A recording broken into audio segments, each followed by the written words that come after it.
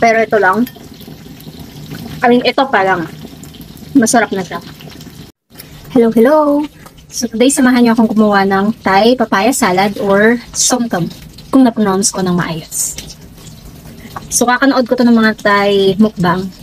And may napanood ako yung kay Mami Will in Thailand, yung kay Ka-Umami. So gumawa siya ng basic lang na Thai papaya salad.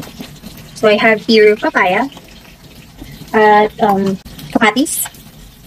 At since wala tayong Thai lemon, yung walang buto sa kanila, so meron na ako ditong kinat na mga calamansi. Meron din ako ditong lemon. Yung bagoong. Hindi ako gagamit ng siling labuyo ba yun? Yung pula. Kasi parang maanghang na masyado. So, chili powder lang yung gagamitin natin. And sa iba may nakita ako na naglalagay sila ng crush mani. Crush peanut. So, ito yun. Manual crush ko lang. So, yun. Sumalan na natin. So, wala tayong pangkayod. So, mamano-mano lang natin. So, makikita kung ginagawa ito. By the way, baka may naririnig kayong piniprito. Kasi nagpiprito ako ng isda. You just have to be very careful not to cut your finger. So, konti lang yung gagawin ko kasi gusto ko lang talagang matikman. Ayan, manipis lang daw. Ayan, I think this is enough. Next natin yung kamatis.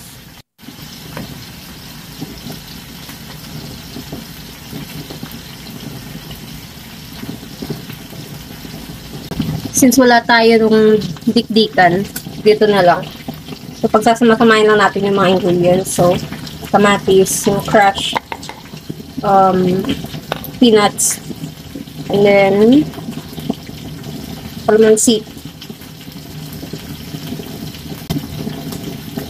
At saka sili. Saka sugar.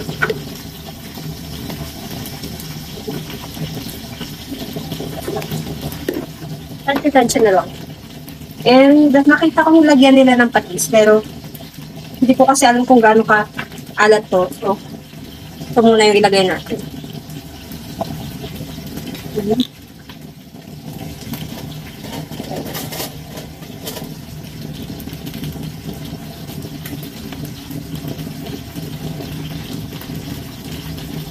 Ito lang. Kasi malapot siya.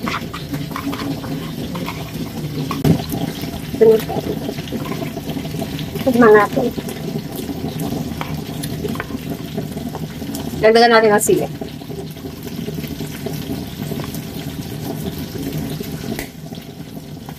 Dagdagan pa natin ito. Hindi siya masyadong maalat. Ay, di. Patis na lang. Patis.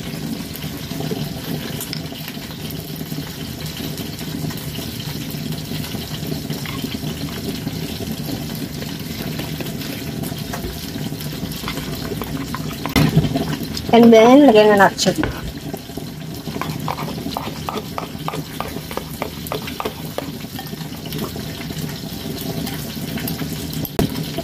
Sure.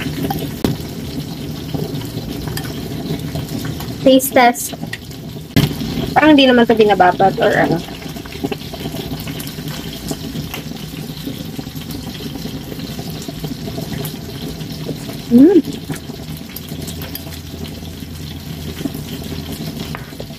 Masarap. Tagawin sa natin.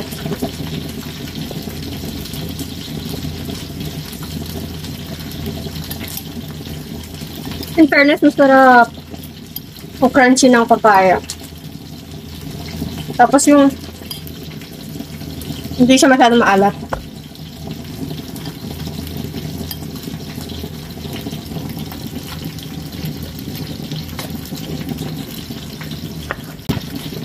Yummy.